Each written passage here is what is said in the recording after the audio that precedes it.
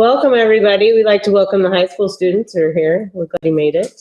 And any other visitors, thank you for coming. We'll start with the Pledge of Allegiance. I pledge allegiance to the flag of the United States of America and to the republic for which it stands, one nation, under God, indivisible, with liberty and justice for all.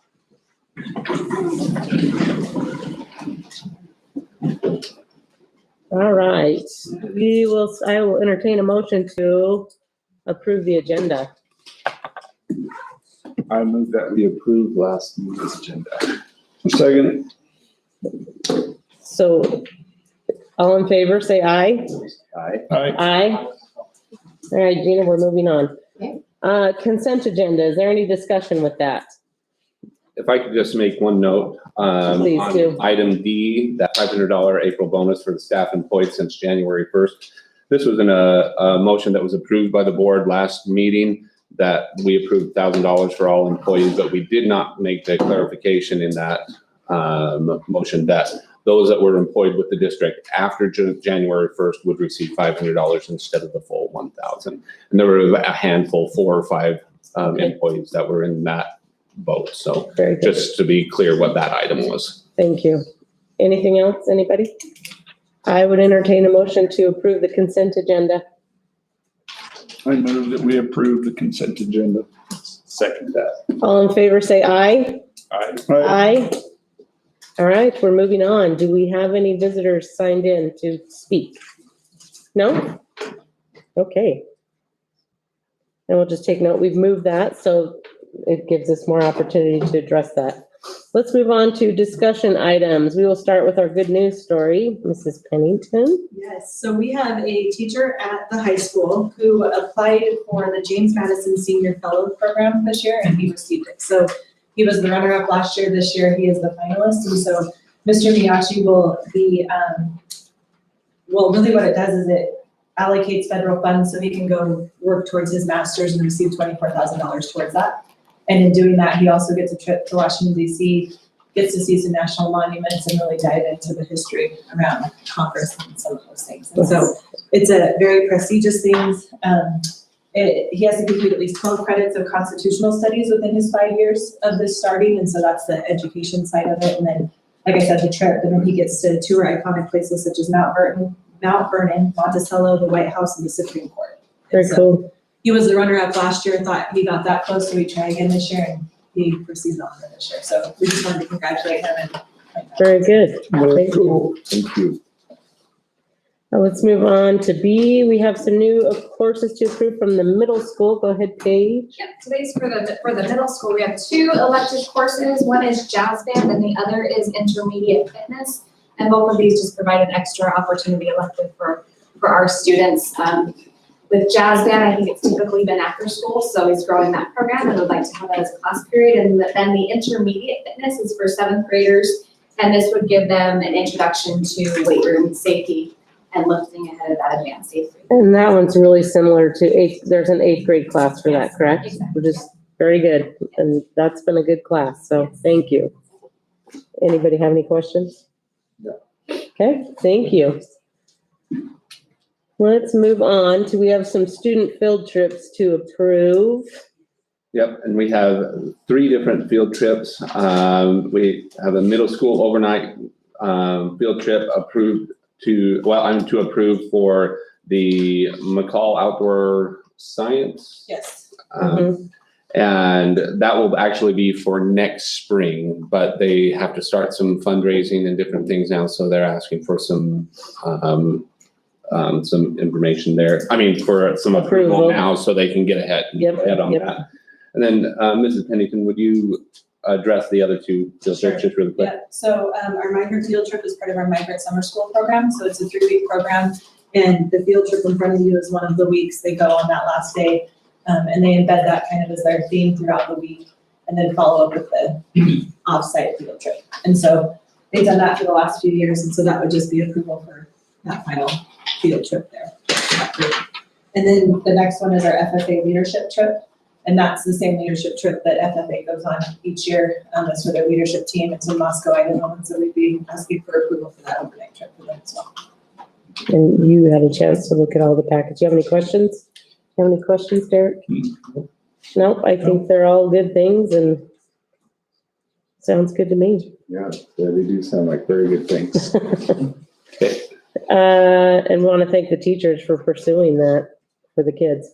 Let's move on to item D, football summer equipment. Yeah, so every year if this is a rule with IHSAA, that if the football team is going to use any of our equipment, helmets, pads, any of the protective equipment, that has to be approved by the board so that it would be then covered by our liability insurance if an accident were to happen. And so that's something that just has to go forward before they can use those. It's a pretty straightforward thing. It kind of comes up every year. Mm-hmm. Any questions on what we'd be asking there? I don't have any. Thank you. Let's go to E, CMA review with Mr. Hamlin. Yep. Come on up.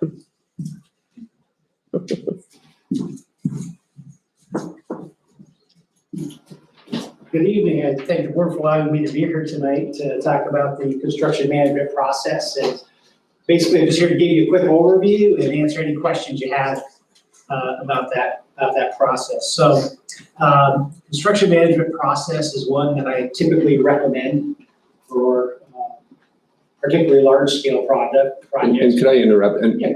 Bill, would you mind just introducing yourself to the board primarily for the sake of those here that might not know who you are and what your role is? Certainly. My name is Bill Hamlin. I'm a principal with Design West Architects, and we have been working with the district for a long time. Matter of fact, my kids went to Middleton schools, and my son was in the first class to ever graduate from the new high school. Oh, So cool. to go all the way through and graduate. And so we've been in the community quite a bit, and it's a really special community, and I'm glad that I get to be involved in some of the projects. I've been working with the district for quite some time on various things. And as we go forward into hopefully future projects, when your bond passes here very shortly, excited to get some of the much needed facilities in place. So what I'm here to talk about is a process for how we go about designing and building the projects. And most people are familiar with the traditional process where architect designs it, and then it goes out to public bidding, and then a contractor, then the one with the lowest price gets the project, and then goes about building it. And that's a traditional process. We recommend a process a little bit differently, where there's a construction manager that is on board from the very beginning of the project. And they work together with the architect during design. They're helping with their expertise on constructability of the buildings, available trades, what's going to be cost effective for the district. So an example would be that in designing a building, a lot of times there's a lot of concrete block in the building on the big areas like the gymnasiums, the high areas, and maybe classroom wings, things like that. Well, there's been cases during the project where there's not enough masons around to build the project on schedule. So early on in the project, they could recommend maybe we do a different situation there. Maybe we do it out of a steel structure and put veneer masonry on it so the masons can work on the structural block areas, and then the rest of the building can go up and they can come back and put the veneer on the outside of the building. So you still get the good durable materials, but then the project can go way more smoothly because of availability of trades. So that's just an example of part of what they do. The other part that's significantly of benefit is that the construction manager is working on the team with the architect and the owner through the whole process. There's two forms of it. I'll explain the difference between the two forms of it, but generally speaking, we want to have them incentivized to do a good job for the district and to make sure that they're working on behalf of the district all the way through the project. So with the construction management process, that is what they try to do. There's two types. There is construction manager agency, where there's strictly that they are the owner's representative all the way through. And then there's construction management GC, which is for general contractors, where they work up front through the project, but once the drawings are done and the project's ready to be built, they basically take the role of a traditional general contractor at that point. And they still are in place to manage the project, but then they have all the subcontractors and all the bidding under their fold. And I can talk about the differences between those two situations and why I'm going to recommend the construction manager as agents, as your agents or your administrators. So human nature is what it is. And so we want to set up systems to allow people to do the right thing for the district. We want to make sure that they are working on behalf of any situation. So with the construction manager, it's a selection-based process initially. You pick the best person for the job, just like it is for the architect. Then you negotiate fees. The construction manager as agency is, there's no incentive for them to add cost to the project along the way. As a matter of fact, for their reputation and their future work, they want to make sure they're minimizing change orders. Everybody's heard the change order word that we don't like to hear come up. So if they're working through the project, they're finding if there's any places in the drawings that the architect creates where they think it's some gray areas, it's not well spelled out, that could cause some opportunities for change order later. They're bringing those up during the process and vetting those. So there's no real incentive for them with their fee structure to be able to capitalize any additional funds, any additional fees during the project because of any change orders or cost escalations that happen during the project. Primarily, they put a budget to the project and say, our fees are based on this budget. Whether bid day comes and prices are lower or higher, that doesn't change. It's just a fee that, and so therefore they have no incentive to dig, try to find change orders, try to dig up controversy during the construction of the job. Everybody's working together to get that done. I don't know how many nuances you want me to go into. I think just in general terms, just so that we understand what we're looking at. The one major item with the construction manager, general contractor, is that the construction manager can perform services. They can actually perform construction services. And so they could, for instance, be bidding on have bidding out on the contract. They can select who they want to bid on it. So let's say a concrete package. If they have their own concrete crew, they can put in their own number, and they can select based on the best situation that they believe for the project. So that can cause a little controversy where it's just not out in the open for all public bidders to look at for, say, electrical or major trades, those kinds of things. So the construction manager is the GC, is not quite as transparent through the bid process, and I know that's important to the public. That's another reason that we like the public or the construction manager as agency. And we do both. We've got both kinds of projects going on right now. They're still better than the traditional process, we think, both of them, but especially the construction manager is agency. We found to be very successful, and you guys have used it very successfully in the past because you've been able to pick your teams, team up people that work well together, and move forward that way. Could you talk a little bit about the bidding package and what the board's role is when the contract manager puts those subcontracts together? So basically what happens with the bidding is that if you have a construction manager as agency, it's the CMA, they are going to put together bid packages and for all the different trades. And when all the bid packages come in, they're going to take the numbers, they're going to present them to you and say, here are our parent bidders for the whole project. They will produce a whole bunch of contracts for you. So with the agency situation, you are going to sign a bunch of contracts. You can have one with the electrician, one with the plumber, framer, all those things. Now, when they're putting together that package, they also have protections in place with performance and payment, bonding and all that. So you are pretty well protected, but you do hold all the contracts. They manage everything for you, however. So they're still managing the contracts for you. They're still looking at the pay applications, suggesting, progress of work, what should be paid that month. And so they are managing all that. They will then have a contingency that will be in place during the project. That's yours and yours alone to authorize. It doesn't get spent unless you say, yeah, we want to add some cabinets or whatever it is, that you're controlling that. During the bid process for the construction manager as general contractor, unless you negotiate that up front with them, that is not necessarily a transparent thing. They don't have to put it out to everybody publicly. They can pick particular contractors they want to bid. So they may say, I only want these 3 electricians to bid. And so they control that process. They also have to look at risk. They're eventually going to establish a guaranteed maximum price with you. Say, I'm going to do this scope of work for this amount, including the construction manager fee. And within that, they will, because there is some risk involved for them, they will build in contingencies within their number. And then typically, if those contingencies aren't used, and they determine whether they're used, and this is out of your hands at that point, it's just built into the number. If any contingency remains, typically they keep it or there's a split. Versus CMA where you get, it's all under your control and you can have it all returned to the district. That's a pretty big nuance and pretty important that when you do an initial contract that you try to make sure that as much is returned to you with contingencies as possible. Thank you.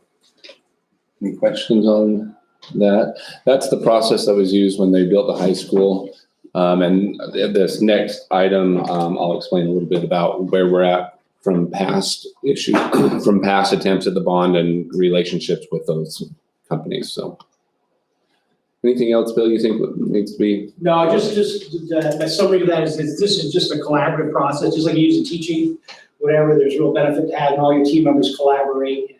It shows when projects are complete for quality and cost. Thank you very much. Yes, thank you. Thank you. All right, let's move on to the RFQ process. Okay, so RFQ process, RFQ stands for Request for Qualifications. As Mr. Hamlin was describing, when you go down the road of the CMA or CMGC, you do a request for qualifications rather than waiting until the bond passes and doing a request for proposals. So as I had mentioned, the CMA process was used on the high school. And then just to give some history on the elementary building, the district has attempted to pass the bond for the elementary 4 different times, starting in 2015. In 2015, with Dr. Bauscher, they went through the RFQ process for the elementary school.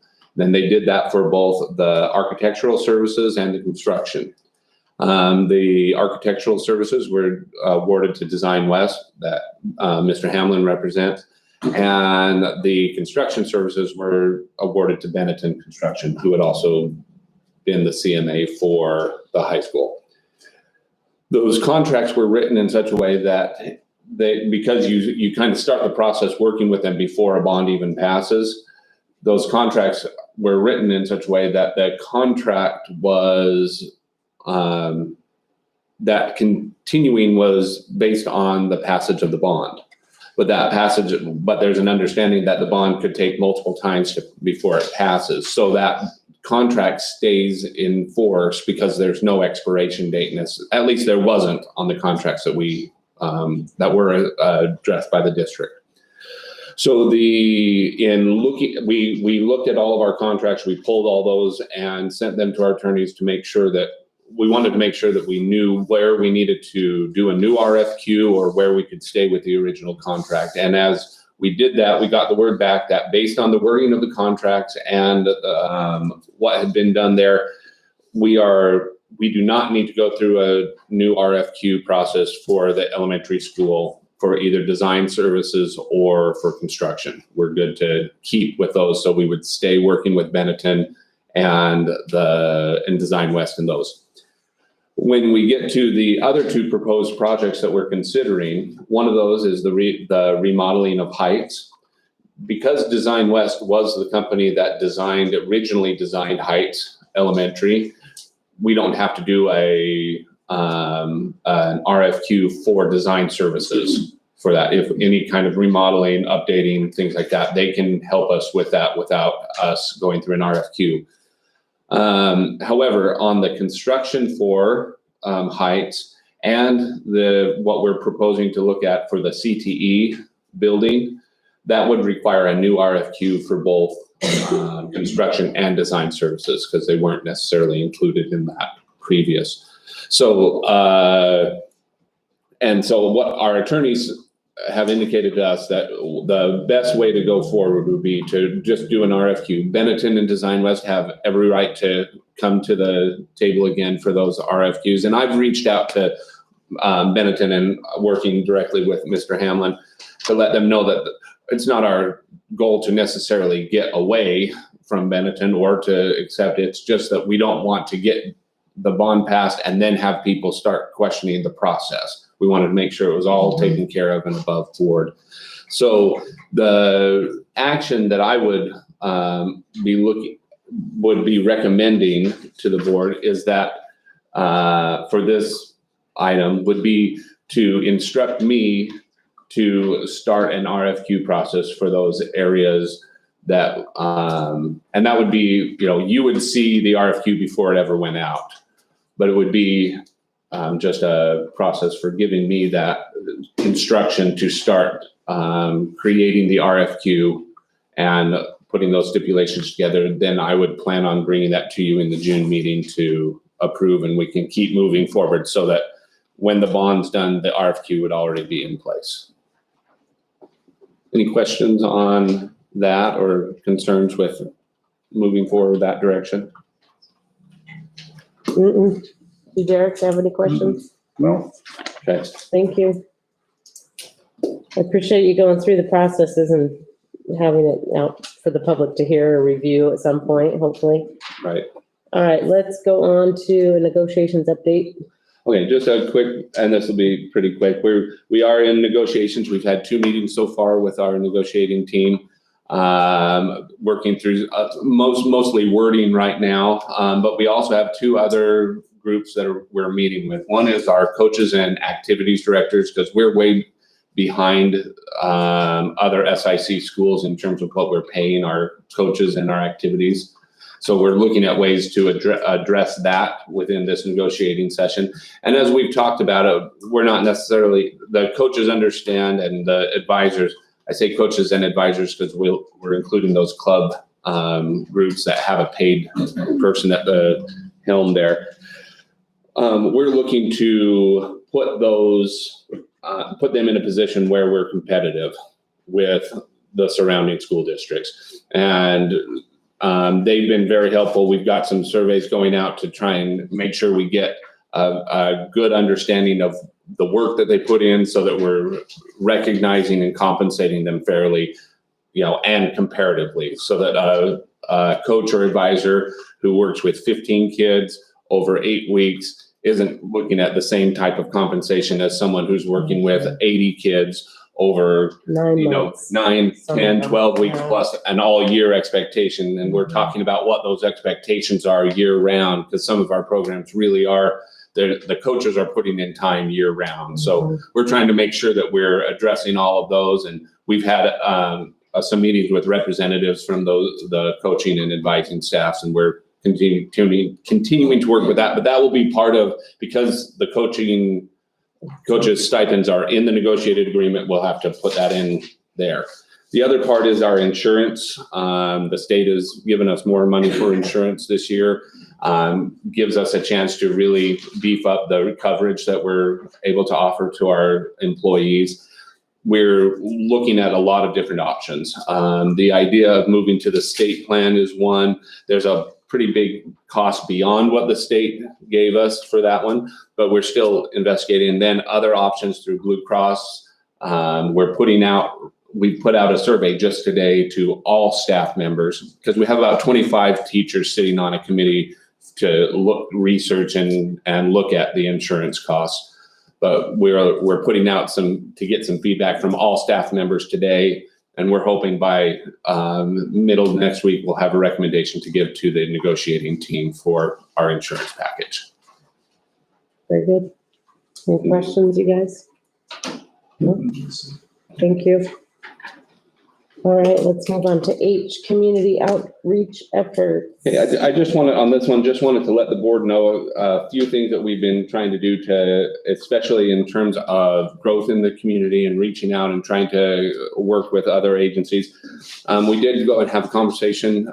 We were invited to go and talk to the city council. And so I did share some thoughts with city council probably about 2 weeks ago. In that it's similar to the format that I've shared in those responses, but essentially tried to make sure they understood where our state, where we were at capacity wise, what growth is, you know, what it means every time we approve some of those things.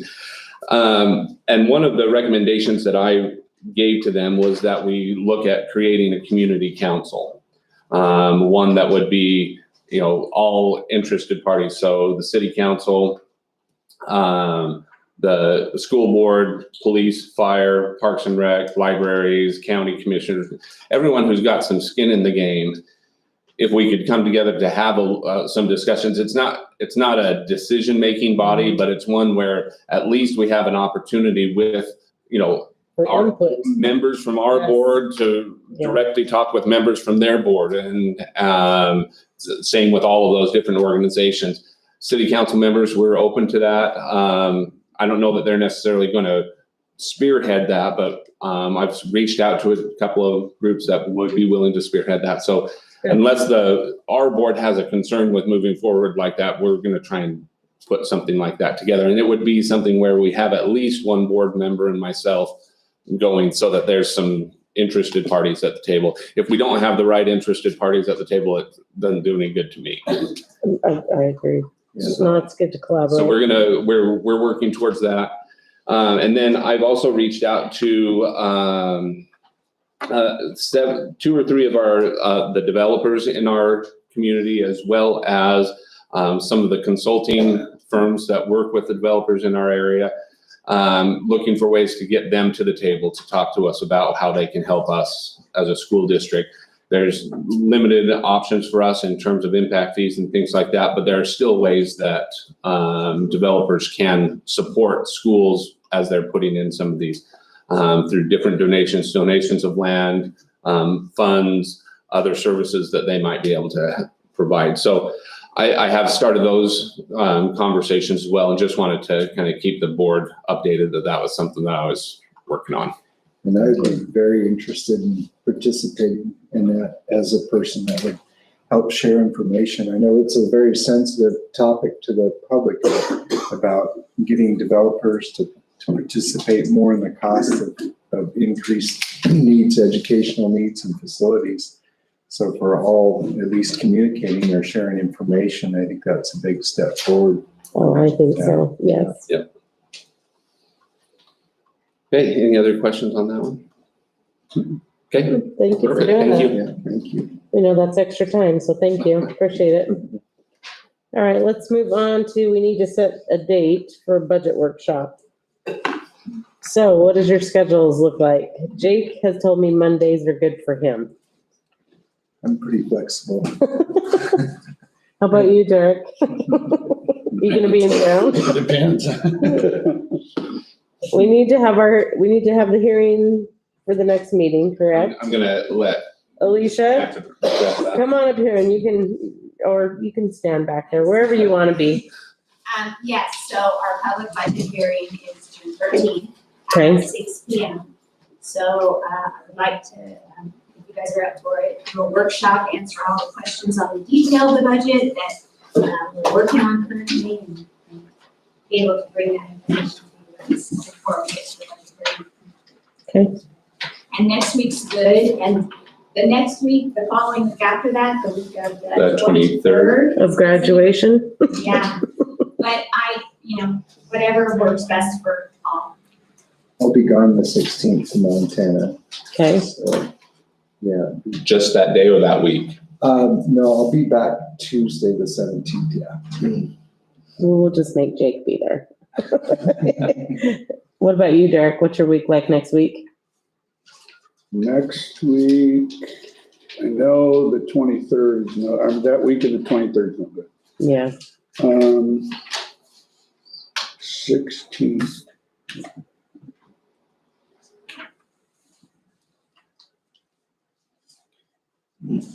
I could probably do the 16th. well, could we do it on a Wednesday? 18th? Would that work? Works for me. Could we do it earlier in the day? Would earlier in the day be easier for you guys or later? Later's better. for Later's me. better, okay, I'm flexible, so. I'm Yeah, I fine. mean, I could do the 18th, I think, yeah. Will that work? What time are you thinking? Whatever works best for you, just the 18th. Mm-hmm, I'm open. 5? Does 5 work? That's fine. Is 5 okay? Yeah, Okay. that should. And then Cindy is going through, Cindy is having a hip replacement, so she said that she might be able to call in, is that? maybe, yeah, I'll follow up with her on Friday. I'll check on her after she's, yeah. Okay, I also offered to her that we could get on a phone call together and I could answer all her questions if she'd rather. yeah, yes, I think she'll probably be more I think she'd probably be okay up to that next week. Yes. I think this week is just kind of unbearable, so. 42nd anniversary of Mount St. Helens eruption. On May 18th, will you go ahead and bring a volcano with some It's all right. vinegar and some, we'll have a little science experiment at 5 PM. Okay, so we're good for that. Does that work for you? Perfect. Okay, very good, thank you. Okay, let's go on to J, the review of the demographic study. Okay. All right, you've got that up, thank you. So online, well, I sent the full report to the board, so you could review that over the last several weeks. And I put a summary together that we attached to the board agenda, but I wanted to just make sure that everybody's aware. After our meeting tonight, I've got it arranged with our website manager that we'll have the full report and the summary on our website so that anybody could look at the whole Good. thing. Thank you. Nothing that we're trying to necessarily hide, but as I looked at it, these were some of the more salient points that felt like we needed to address or at least discuss as we were looking at how we address growth. So this demographic study, it's one that's been done by Davis Demographics. Davis Demographics has done this for Middleton School District multiple times over the last several years. And they use this, they create what they call mapping files where they're mapping the number of students in each household within the district so that they can create, can you both go down to that heat map? They do that so they can create this map right here. And this is, you can call it a student density map, the student population density.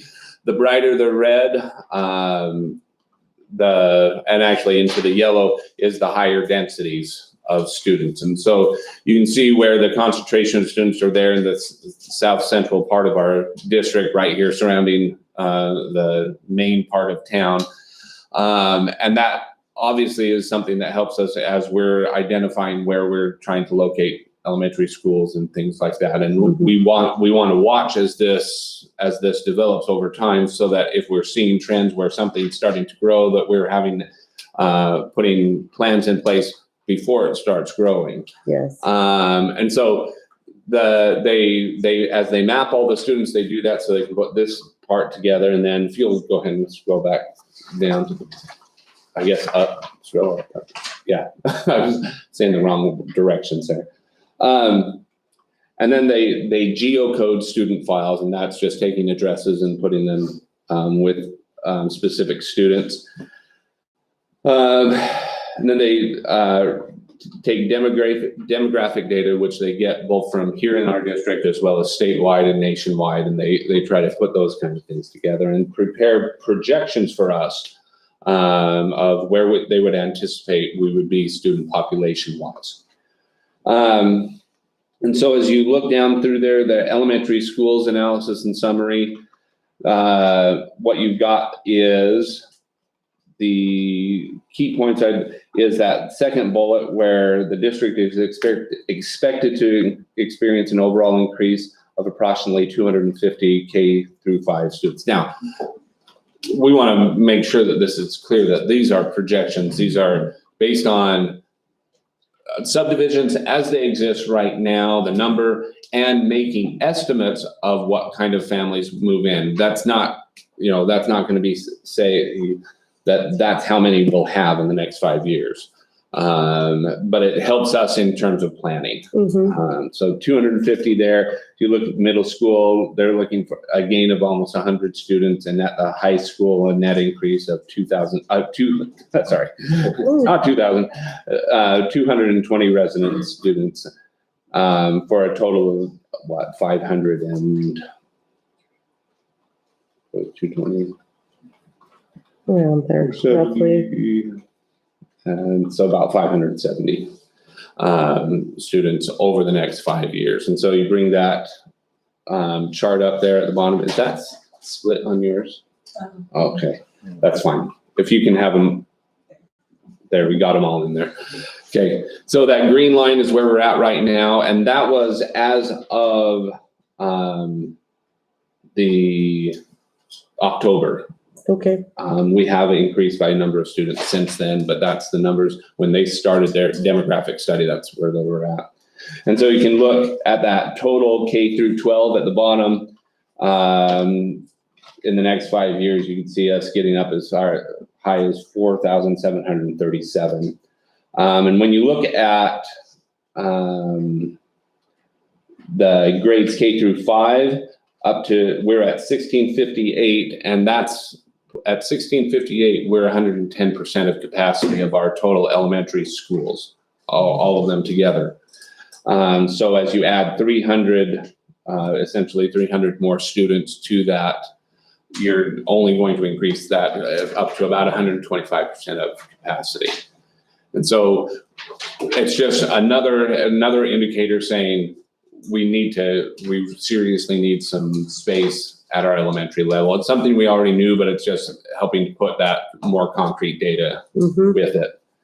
And again, you see these numbers as they're growing at the middle school level, at the high school level, all of those having. Now, the one thing I want to make sure is clear, that 9 through 12, that includes academy students. Okay. So that's not just what's up at our high school there. And we have anywhere from 130 to 170 at any given time at our academy. And then if we could just look at those next two graphs, historical and projected growth, you can see just a general trend line. That darker one in the back is the overall K through 12. And then if you'll go to that next, it's a little bit. So here you can see in that dip, you can see in that blue line of that's K through 5. That dip coincided with the opening of Forge. And so that's where that came. And then you can see that we dipped and then we've gone over and surpassed. And then these others, the 6 through 8, the 9 through 12, you just continue to see a steady increase in the number of students in the projected growth. Then if we can go to that next page, we've already looked at the density map, but another thing they do is through this process is give us what they call a student generation factor. And what that is a number that you can multiply by the number of units within your new homes within your district to estimate how many students are coming in from those new homes. And so you see that 0.569 is the kindergarten through 12th grade for single family dwellings. So we would anticipate, not that there's 0.569 of a student, but average, we look at if you look at 100 homes, you'd be looking at about 57 new students coming from 100 new homes. And so when we're looking at the number of units coming in, that's kind of how we'll start planning. But one of the the issues in terms of those projections is that they're using this number, this 0.569, but they don't have all of the subdivisions that are coming online. I met with a developer this week that has about 1,200 units in the eastern part of our district that they have them platted on a piece of paper and they're starting the process, but it's not on any of the registers yet. Mm. And so that one comes in, you're at 600, around 600, a little more than 600 students coming in.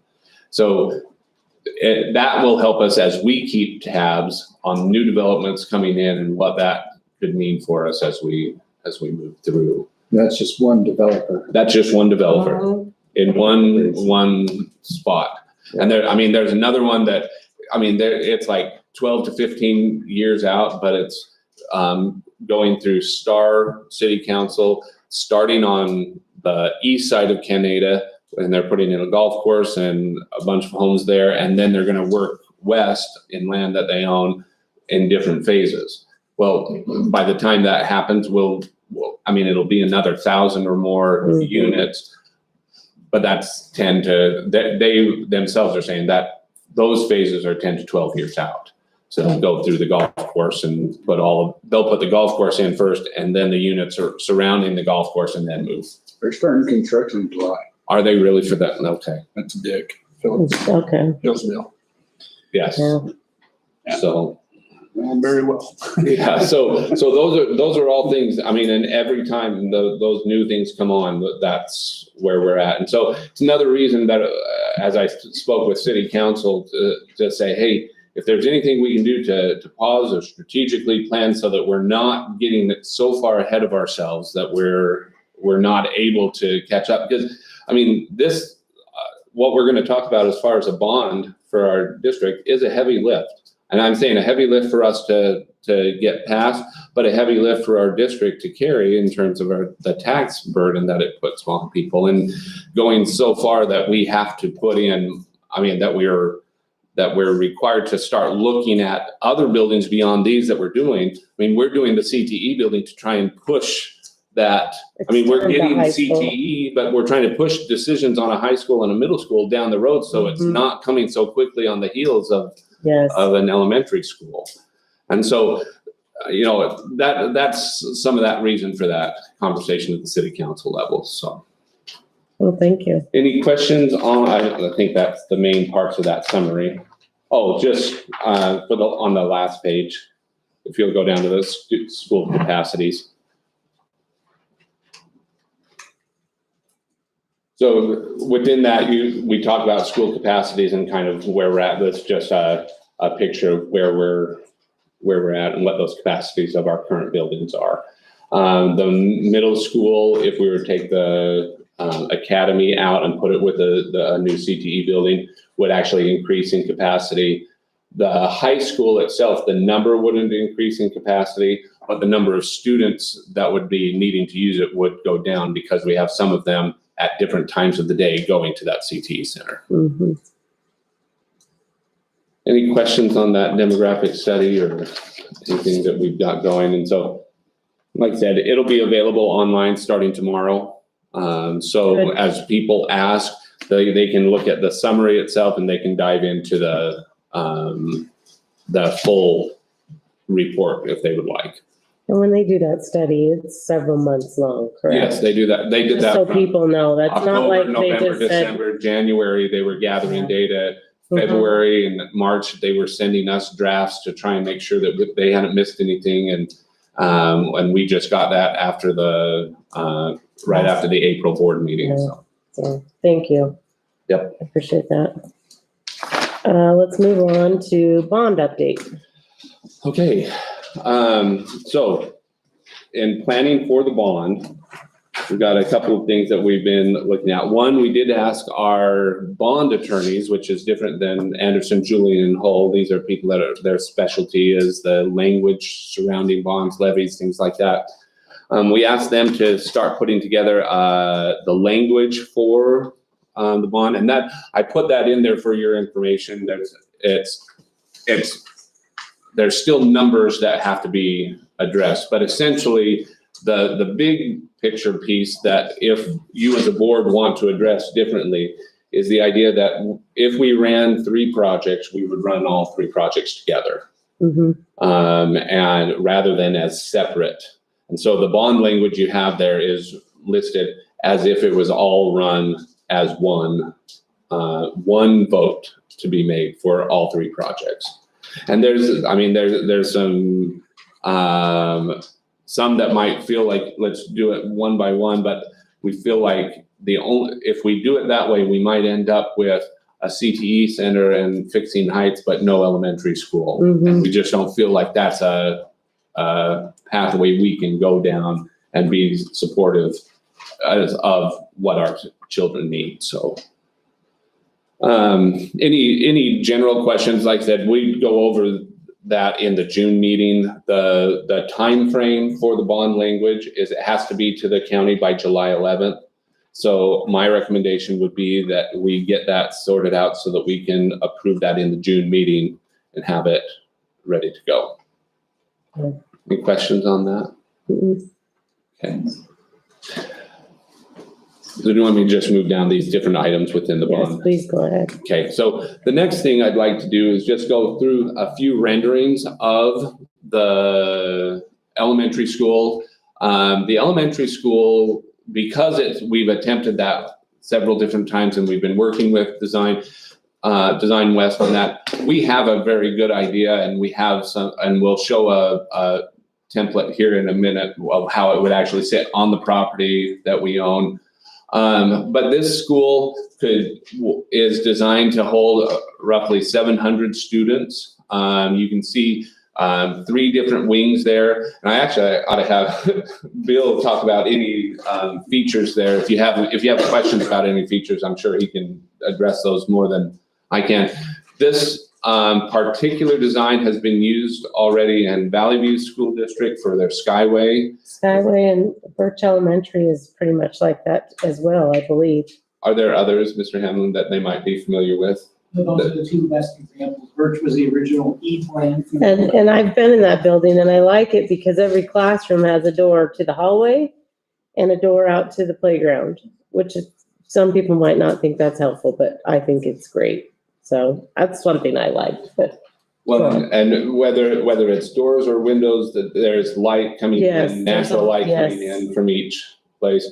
You can see between the right 2 prongs of the E there's a little dotted area. That's in one building, like Skyway, they actually use that as a preschool playground that they fenced off so they can keep it separate from. So there's different ways that we can address those spaces in between. There are listed in here computer labs, but we could actually change those since we have those, the one-to-one capacities. We wouldn't necessarily need that. This was, again, based on 2015, which at that point we didn't have that one-to-one. On the right of the picture, that brown box is the cafeteria area with kitchen below it. On the left, that beigeish, I don't even know the colors. Nobody tell my wife that I tried to tell colors here, but Green. that one in the corner is the library. Okay. The blue there is administrative offices, and then you've got a gymnasium with a stage area. And so this is just kind of that template, the design that we have ready. Mr. Hamlin, any other specific things that would be good to point out on this design? I think just one of the main points is that this particular layout suits your site very well. There's some site challenges, and as opposed to some other configurations, this is a very good configuration for your site. Okay, thank you. Let's go through. So this is how it would sit on the site. And I'm just gonna step up here just so I can point a few things. What was that? Do you want me to try to zoom? No, I think that'll work. The crossing subdivision run by Hubble Homes is here, and this is an existing road coming through right now. The road is also completed to here, so this section of road is all complete. This section of road is not complete. to the edge of the property and the subdivision on the other side, which is part of, I believe, Highlands, I think, is that right? Yes. Is in this area, they are currently constructing this road. So by the end of all of this, we'll have a full road out, access out to Cemetery Road and to Middleton Road. If you can scroll back, you can move back up here. So this will exit out towards Middleton Road. That will go out towards Cemetery, and then this one goes up to Purple Sage. And so you have quite a few main arterial accesses in. This area right here is designed specifically for pickup and drop off. So you'll have a well-designed, and there's actually multiple pathways. If you've been to Skyway, you can separate that out really well. And then you've got parking, playground areas, and things like that. So just wanted to clear up the transportation, because I did meet with a few of the local homeowners in that area, and some of them said they didn't vote for the past bonds because they didn't know what traffic was going to do. That makes sense. And so that's something that, as we work through it, we'll want to make sure we Will the buses be in the same pickup place, or will they be back in the back parking lot? Mr. They're Hammond. zoned separately for safety of the facility. Transportation is really a major issue. We're Yes. specifically at safety. And so there's a separate zone for busing. You see back on the side there. That's what I was thinking. So Yep. separate that from parent pickup and drop off. Yes, thank you. A question I had too, was all the time dropping off kids at the heights. It just seemed very, very congested. That's something you really experience every day. Right. is the Yes. congestion of dropping Don't drive downtown at 7:50. Right, yeah, or Cemetery Road, and Yeah. they're trying to get. Yes, Yeah, so. So here's an outside rendering. This is actually an actual picture, isn't it, of Skyway? If we can just, and then let's move through. I wondered how they made it so realistic. it's a miniature. Another picture of Skyway, another picture of Skyway. But we're gonna have real grass, not turf, because they have turf. Yeah, So, and then just some architectural renderings there of the same thing, so. Very nice. Okay, and then this is a rendering, and this is one where we don't even have like interior plans, but this is what a CTE building could look like. Certainly nothing that says this is what it would be, but just to give an idea of what that would look like and how it could be laid out. what would be the timing for when there would be details on the CT? Well, because we have to go through the RFQ, it would be as soon as we get the RFQ done, we can start into getting details Okay, put together on it. that's gonna be a key question. from Yep. the public. about Yep. that. Mm-hmm. Okay. Any questions on any of those questions? So we're putting together a website for our bond proposals. So we'll have these renderings and pictures available as well on there. Okay, next item on this is a review of the feedback that we received from our constituents on, I think I had that here. Hold on a second. Right here. So we prepared that summary of the feedback. We did two separate surveys, one of faculty and staff, and had about 14, 15 staff members give some input there. And then we did one for parents and community members, and we had right around 400 total respondents, but not all respondents responded to every question. And so you'll see roughly about 140 to I don't know, 156 or something like that. Anyway, different people were interested in giving feedback on different things. And as you see at the top, if we could go, let's see, let's scroll to the next page. This one that says question 3 for the new elementary. Question 3 is just the third question of the survey, but it was responding to give us feedback on the new elementary. Comments in support of and comments against, you had 129 to 9. One of the things that we noticed was there were quite a few that had concerns, but were still supportive of moving forward with an elementary bond. And that's why you see a difference in the numbers. You have comments against that were 9, but then you have a whole bunch of different concerns that are laid out. Well, that's because they would say, it's a good idea, it needs to happen, but I have this concern. And as you can see, the top one is traffic. How's the traffic going to flow? And if anybody knows that area, they would think, I've only got really one way I can come in this way and go out this way. And so hopefully being able to outline that there'll be 3 different access points would be important. Another concern was, the consideration of future growth and what's going to happen when a 5th elementary comes along. And we're trying to, while we have to be thinking about that, we want to hit this hurdle first. Yes. Before we start thinking about anything beyond that. Some of the location concerns were asking about thinking that a better place would be further to the east within the district.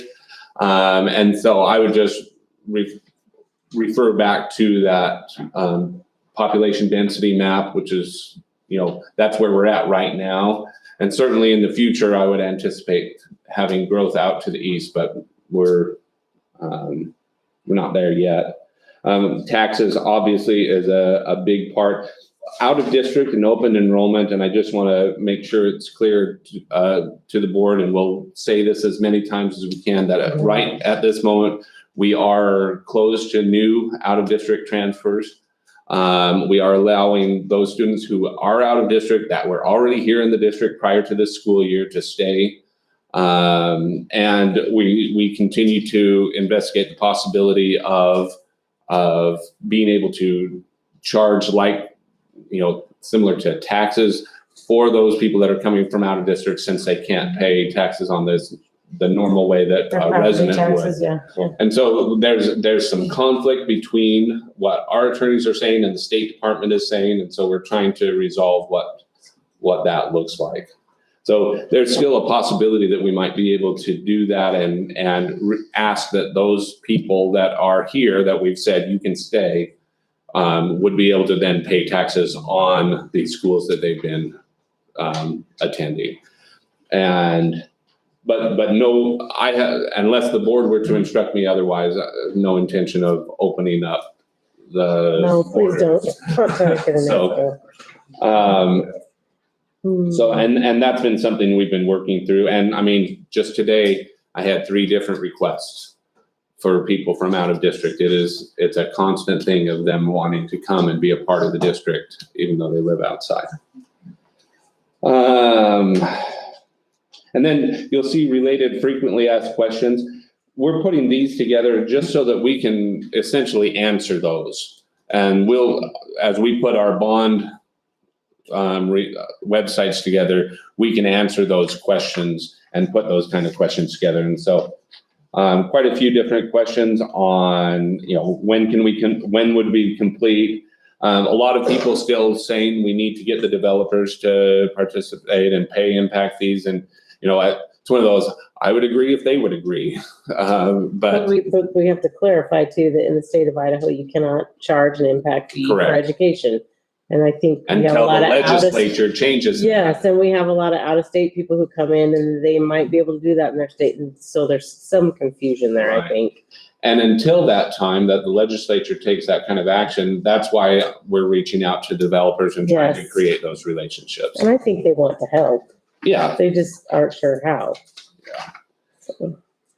Any questions on that question? Okay, if we can move on then to the heights question.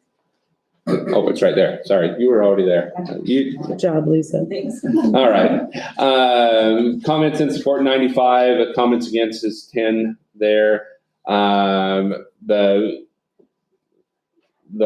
concerns, the suggestions, repairs and maintenance are a priority over STEM, because we had talked about adding STEM. That was a bigger thing. That was a suggestion there. Others suggested doing STEM for all schools, adding on to heights instead, just adding classrooms on. And then some suggested updating heights before building a new school. And so you've got a number of related frequently asked questions on that one. And then the next, the CTE building, you see 115 comments in support, 34 comments against, and neutral comments were 7, where you really couldn't say whether they were in favor or not. As you look at this, the largest response is they support a CTE building, but it's a lower priority. It's not, and that's in comparison to the other 2 projects. Other than that, there weren't any that really stood out that were different than others. There were some suggestions that they wanted explanations of what specific programs they'd be looking for or would be added. And explaining that the program is not one or the other, because a lot of the respondents seem to have the idea that you would have to choose either to be in the CTE building or in the high school. And the way we've been planning this would be that they would be high school enrolled students who would go to that school to take whatever classes were being offered there that weren't offered in the rest of the. And so those are some of the things that we'll want to make sure that we clarify and clear up as we're working through the process.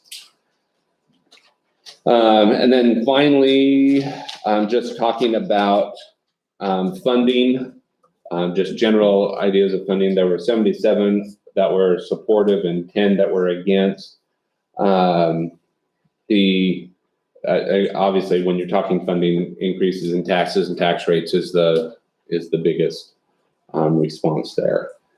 And several made the key points of educating and informing the public. And so just that idea that we're getting as much information out as we can, as much as we can, and helping people understand. Because some of these things, and this is where I think we need to reach out the most, is some of these things are hard to, you can't explain it in a soundbite. No. It takes longer than 30 seconds to share it, and so finding a way to make it as succinct as possible, but still give them the accurate information, so that they don't feel like when we go and if it were to pass, they don't feel like we've lied to them because we haven't said. And so what we're looking to try and do is have as many details on our website as possible that people can go and pick and look at what's important to them, but on what we hand out have a much more succinct message. Any questions or comments on those survey results? Thanks for doing them. I think it's important to have the community feedback. Absolutely.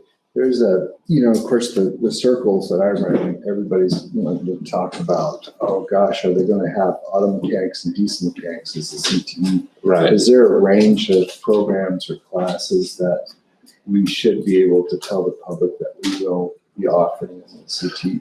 Well, and I think what I would say, absolutely, the auto mechanics, diesel mechanics is one of those first priorities that we would be looking at getting in. We would be looking at specifically auto mechanics, diesel mechanics, and health professions as our top 2 additions. And that was a misconception that we would let go of like the ag programs and things like that. So it's just adding 2. So we'd have ag, business, family consumer science like we already do, and then add auto mechanics, diesel mechanics, add health professions. And those would be the first ones that we'd look at. And then as we can, adding in those the electronics, the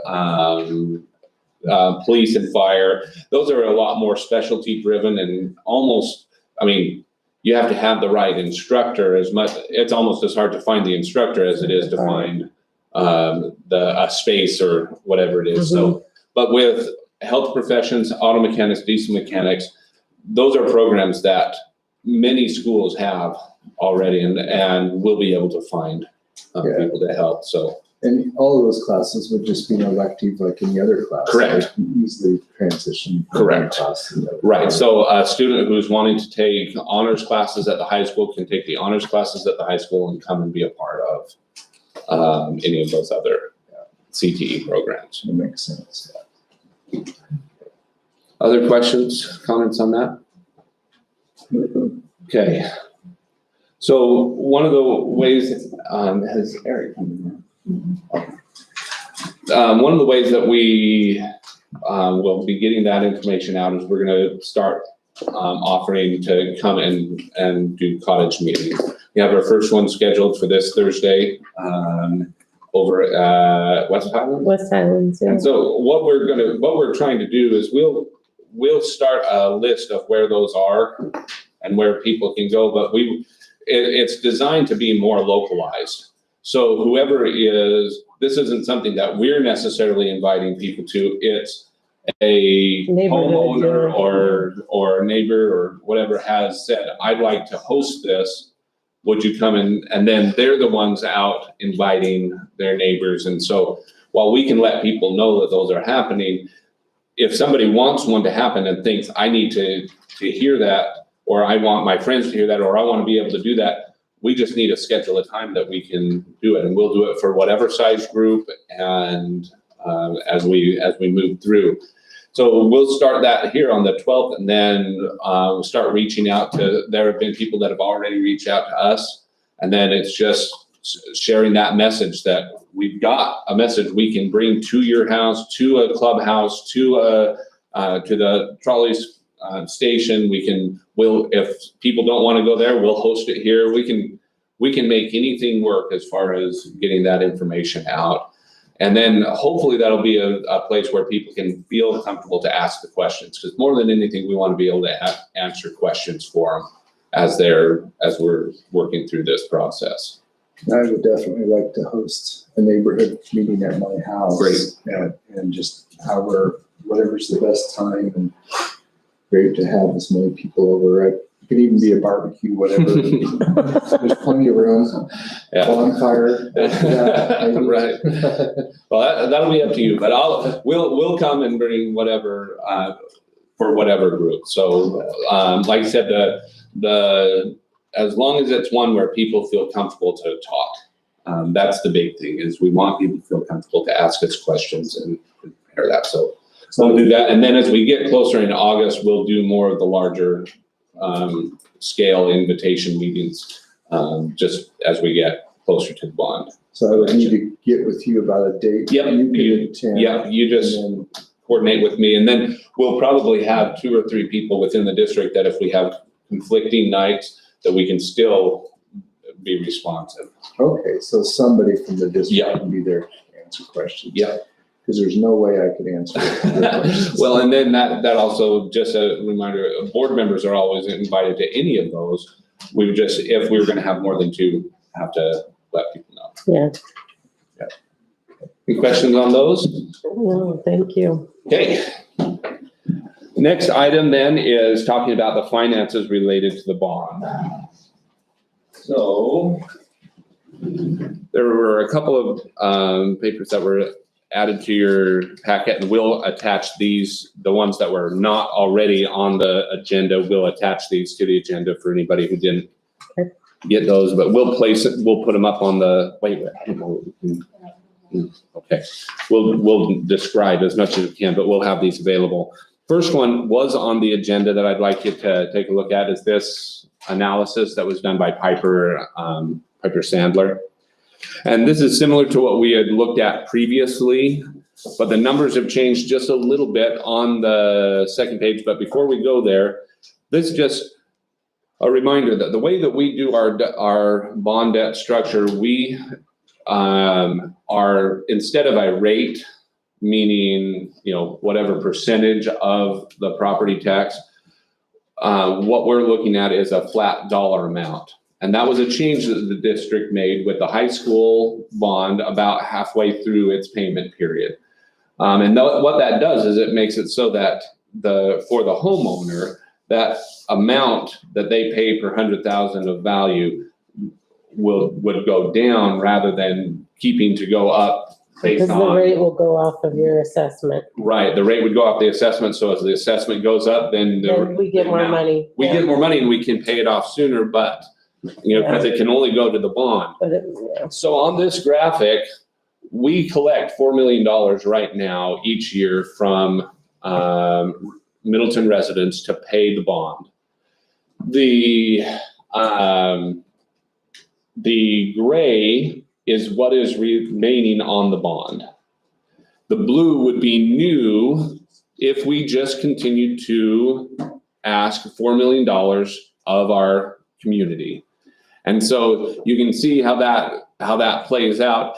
For the first several years, we're still paying part of the old high school off, but we're starting to make payments on the new one. And then after 2030, it's all the new bond payment that's being used, that $4 million is being used for. And now that's a way of trying to maintain a certain cost to the taxpayer throughout the entire process, would be having that flat fee amount. So on the second page of that, if you'll roll up there, you see a summary of these general obligation bonds. And this has changed since the last time we saw it. Last time we looked at it was prepared in December, and interest rates have risen, obviously. Substantially.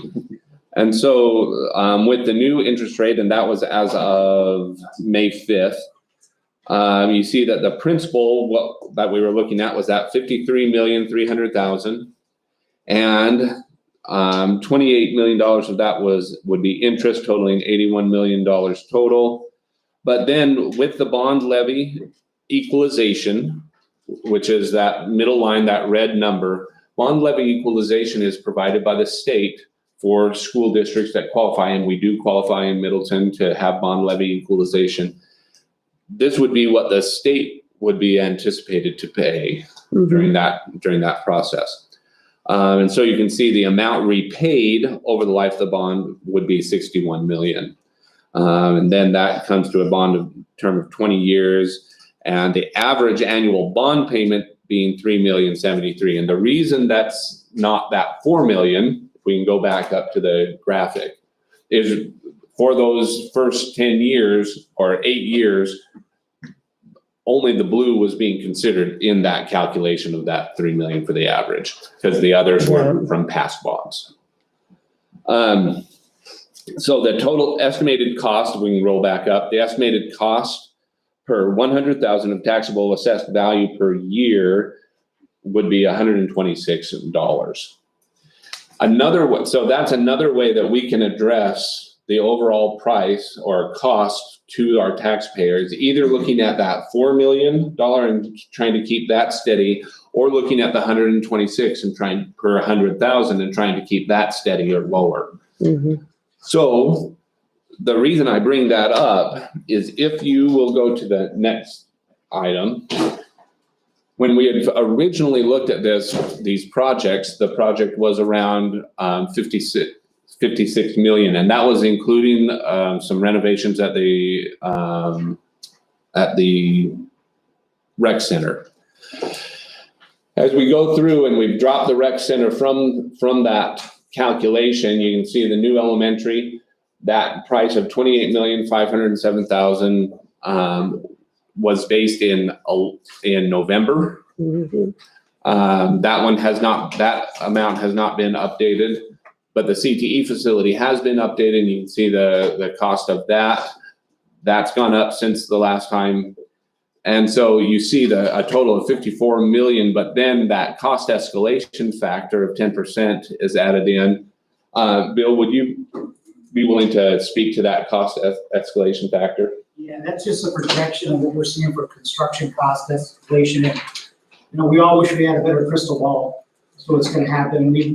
Frankly, we're not seeing any immediate relief in sight. In past years, we've seen some pretty good peaks and valleys depending on workloads, but with the supply chain and energy costs and whatnot, we don't see anything immediate. So basically, we're seeing about 5% every 6 months of cost escalation. So looking at the time it would take to get these out, get these bid, get some prices locked in as best you can, That's pretty fair, yeah. right at this point. And so when we start talking the total cost for those projects, we're looking at this amount right now. If we're looking to keep that, it's close to that 4 million, we can't do that within that 59 million price tag. We could keep with at least in working with Eric, we think that we can keep that price per 100,000 consistent and meet that same criteria. And that's something that we're just going to be looking at. The other choice we have is to reduce the scope of what we're asking, whether it's cutting square footage off of some of these buildings, not having them be as large and those kind of things. And so we're going to be working with Piper Sandler to sort through what those different options look like so that we can present that to you as a board in June when we put that number out. And so if there's any input or thoughts that you as board members have, as I work with Piper Sandler, now you can share, or any time, obviously, as we're getting going, any thoughts or concerns that any of you have that you want to bring up right now? No. Well, I think the public, as far as for me to sell this project, are going to be more interested in keeping that $126 per 100,000, and not maybe as concerned about the total cost per year, because the idea is as our tax base keeps going up and up, they'll pay a lower and lower percentage of that share. So I think they're more, that's just my opinion, they're going to be more interested in that $126, knowing we're probably going to be above that 4 million. But I don't think that 4 million really translates to the individual. They're just like, I don't know what that number really is. I just know my $126 for 100,000. That's just my thoughts on it. Okay, perfect. And because I really don't want to see anything scaled down, because We're seeing it scale. I We're not think getting so. any smaller. No, Exactly. no, we're not going Do it right the backwards. first time, don't do it at all. Right. Absolutely. Amen. That's my thoughts. Yeah, absolutely. We definitely would be going backwards in that. Okay. Other questions on that, on the finance part? Thank you. Okay, well, that's all I've got. Thank you That's it. for all of that. That's a lot of work. Yeah, Appreciate it your is. time. A lot. Thank you very much. We promise we'll be done in hopefully the next 10 minutes. Okay, guys? And then you can come up and get your signature. You've been really good. Let's do number 7, the policy review. It should be quick and simple and painless, right? Yes, it should. So we currently have an activity busing transportation request form in our policy manual. However, there's just a few changes that Caldwell Transportation has suggested we make, and it's on the form that they've been saying after school. So we're just trying to update and make sure that what's showing in the policy manual is really the procedure that's being utilized in the schools. And so it's very minimal changes, some signatures and some numbers, but that's really it. It's good to collaborate, right? It is. It's good to be online. So then I would entertain a motion. We need to do that, right? You can move it to a second reading, or you can, where it's a policy, what we already have, you can just move it right to policy, because it's not So do we need a motion for that? you then? do need a motion. Yes, so that's what I would entertain. Okay. Somebody wants to do that. Oh, I'll make a motion that we approve the 8020-PR1, the new transportation request form. I'll second that. And all in favor, say aye. Aye. Aye. All right, we're good. All right, I would entertain a motion to approve or deny the football summer equipment request. I would make a motion to approve the football summer equipment request. Second? All those in favor say aye. Aye. Aye. All right. I would entertain a motion to allow Mark to move forward on the RFQ process for construction of Heights and the CTE building. I'll make a motion that we allow Mr. Gee. Mr. Gee to start the RFQ process for the Heights and CTE buildings. I second that. All those in favor say aye. Aye. Aye. Do we need to do those two courses separate or can we? No, you can do them together. All right. I would entertain a motion to approve the new courses for the middle school. I will make a motion to approve the 2 new courses as proposed for the jazz band and the 7th grade intermediate fitness classes. Second. All those in favor say aye. Aye. Aye. And we can do the field trips as a lump, right? All right, I'll entertain a motion for field trips. It's turn. I can't do it. I would if I could, I can't. The middle school overnight trip, the migrant field trip, and the FFA leadership trip. I second that. All those in favor say aye. Aye. Aye. All right, we are adjourned. Come up and bring your papers. We will need to sign them. Thank you.